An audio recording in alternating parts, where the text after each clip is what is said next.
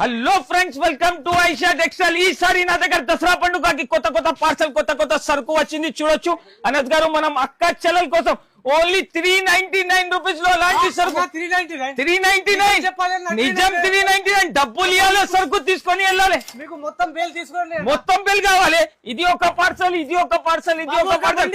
చలో, ఇది 4 పార్సల్ పట్టుకొని పోవాలి అంతే.